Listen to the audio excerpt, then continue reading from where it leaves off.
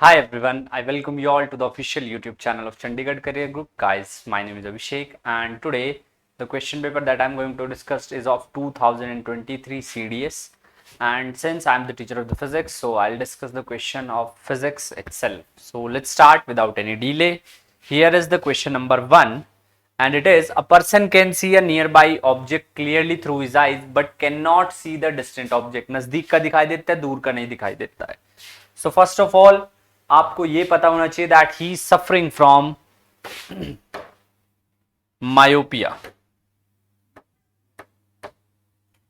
He is suffering from myopia and we call it as also short sightedness. उसको हम short sightedness भी बोलते हैं. Myopia, short sightedness. And when if someone is suffering from myopia, there are it is because of two things. Number one, eyeball get elongated. Number two, there is excessive curvature. Eye lens का curvature बढ़ जाता है. So that's why these two conditions are responsible for the short sightedness. So the correct option is C, first and fourth. सही option क्या है? C option, first and fourth. चलिए let's move to the next one. Question number 2 देखिए.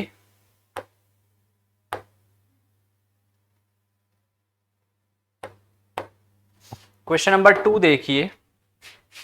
हम we are given with the X T graph. Distance time graph हमें given है और क्योंकि डिस्टेंस टाइम ग्राफ गिवन है तो we are given a different. This is एक पोर्शन ये है, एक पोर्शन ये है और एक पोर्शन ये है. तो अगर आप वेलोसिटी कैलकुलेट करेंगे किसमें से? डिस्टेंस टाइम ग्राफ में से.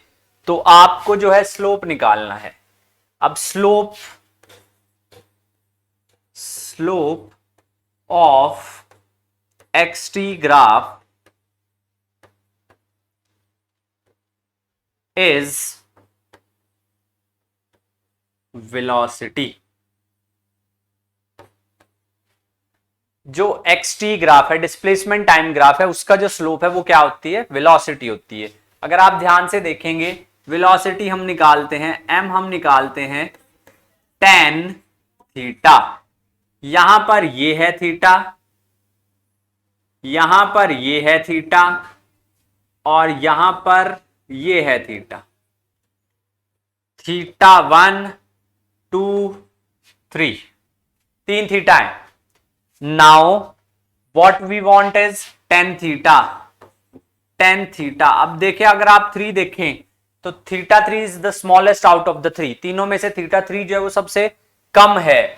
तो tan थीटा 3. उसके बाद देखें 1 और 2 में tan थीटा 1 और tan theta 2 is the greatest of 3. तीनों में tan थीटा 2 सबसे ज्यादा है. तो यहां पर आप देखिए, इसको थोड़ा ठीक कर लें, ये ऐसे आएगा. B option is correct. This one, D option is correct. याद रखेंगे इसको. चलिए let's move to the next one. A concave mirror of radius of curvature 50 centimeter is used to form an image of an object kept at a distance of 25 centimeter from the mirror on its principal axis. Nature बताना है image का. 50 centimetre radius of curvature है. 50 centimetre जो है that is radius of curvature. R is basically twice of F. Simple. F क्या हो जाएगा? R/2. R कितना है? 50 डिवाइडेड बाय 2. तो फोकल लेंथ कितनी आ गई है? 25 सेंटीमीटर. 25 सेंटीमीटर फोकल लेंथ है. क्योंकि फोकल लेंथ 25 सेंटीमीटर, ऑब्जेक्ट भी कहां रखा हुआ है? फोकस पर. जब ऑब्जेक्ट जो है फोकस के ऊपर रखा हुआ है तब देखिए जो आपके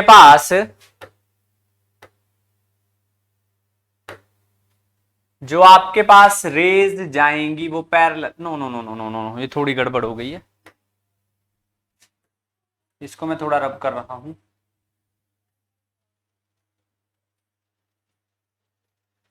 अभी हमें इतना पता चल गया कि जो हमारा ऑब्जेक्ट है वो फोकस पे रखा हुआ है, क्योंकि ऑब्जेक्ट फोकस पे रखा हुआ है तो कुछ ऐसी इमेज बनेगी।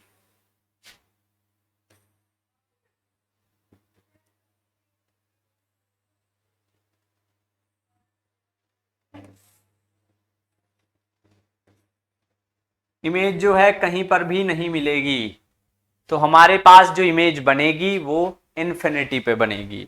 Image will be formed at infinity, infinity पे इमेज बनेगी। नेक्स्ट, अगर मून और अर्थ को हम हाफ डिस्टेंस नजदीक ले आए तो फोर्स पे क्या डिपेंडेंसी होगी? फोर्स जो है ग्रेविटेशनल फोर्स होती है जी m1 m2 r square. r को आपने हाफ कर दिया, f डैश जी m1 m2 r बाय 2 का स्क्वायर। तो f डैश जो है वो बन जाएगी 4 टाइम्स ऑफ f, 4 गुना बढ़ जाएगी। So D option. Sonic boom is produce when a source of sound travel at a speed. Sonic boom क्या होता है? जब कोई भी बॉडी, कोई भी लेट्स से मशीन या कुछ भी something which travel with the speed which is greater than the speed of the sound, sound की स्पीड से ज्यादा, जैसे जो फाइटर प्लेन गुजरते हैं वो गुजर जाते हैं, आवाज बाद में आती है क्योंकि उनकी स्पीड ज्यादा होती है। So that is greater than the speed of sound. अब यहां पर देखिए, इसमें पोटेंशियल एनर्जी बतानी है बेसिकली, तो कि पोटेंशियल एनर्जी है कहां सबसे कम, ये सबसे ज्यादा। पोटेंशियल एनर्जी होती है हाफ के वाई स्क्वायर, वाई यानी कि डिस्प्लेसमेंट, तो पोटेंशियल एनर्जी को मैं लिखूंगा हाफ, के को मैं लिख सकता हूं m omega square a square sine square omega T. अब r पॉइंट पर डिस्प्लेसमेंट, चाहे वो लीनियर हो चाहे वो एंगुलर हो, दोनों सबसे कम है, तो क्योंकि साइन स्क्वायर ओमेगा टी सबसे कम हो जाएगा तो पोटेंशियल एनर्जी r पर सबसे कम होगी, t और p पर सबसे ज्यादा। तो this will be the pendulum has minimum potential energy at r। C option, minimum potential energy होगी r पर। Next, in which of the following media is the speed of sound the maximum. Sound की speed solid में सबसे ज्यादा होती है, फिर liquid, फिर गैस। अब ढूंढिए इसमें सॉलिड, दो हैं, स्टेनलेस स्टील और ग्लास। ग्लास एक नॉर्मल ग्लास है, स्टेनलेस स्टील एक अलॉय है, तो सबसे ज्यादा किसमें होगी? स्टील के अंदर। मॉड्यूलस ऑफ इलास्टिसिटी सबसे ज्यादा इसी का होगा, तो इसमें होगी। नेक्स्ट, अच्छे, charge particle move through magnetic field. जब कोई चार्ज पार्टिकल मैग्नेटिक फील्ड में एंटर करता है तो उसके ऊपर एक फोर्स लगती है, F is Q V cross B, F Q V cross B। अब यहां पर ये जो V क्रॉस B है इसको मैं लिख सकता हूं क्या? Q V B sine theta. Theta will determine की फोर्स मैक्सिमम कहां होगी, मिनिमम कहां होगी। थीटा मैक्सिमम कब होगा, सॉरी फोर्स मैक्सिमम कब होगी? जब थीटा 90 डिग्री होगा, परपेंडिकुलर होंगी दोनों फोर्स। दोनों फोर्स जो है, दोनों के दोनों मैग्नेटिक फील्ड और वेलोसिटी परपेंडिकुलर। मैग्नेटिक फील्ड ऐसे है, पार्टिकल ऐसे एंटर कर रहा है, मैग्नेटिक फील्ड ऐसे है, पार्टिकल ऐसे एंटर कर रहा है। तो when F is maximum when B and V are perpendicular to each other. अब यहां पर देखिए, आपको एक रिलेशन निकालना है, बहुत ही आसान सा क्वेश्चन है। कैसे करेंगे? C/5 is equals to F minus 32/9। तो यहां से F will be 9/5C plus 32, 9/5C plus 32। A option, A option is the correct one. आगे बढ़ते हैं, the last one, last question, which one of the following statement is correct. Light जब एक rare से denser medium में travel करती है, ये इंटरफेस बना दिया मैंने, ये ऐसे। अब हमारे पास लाइट आई है रेयर से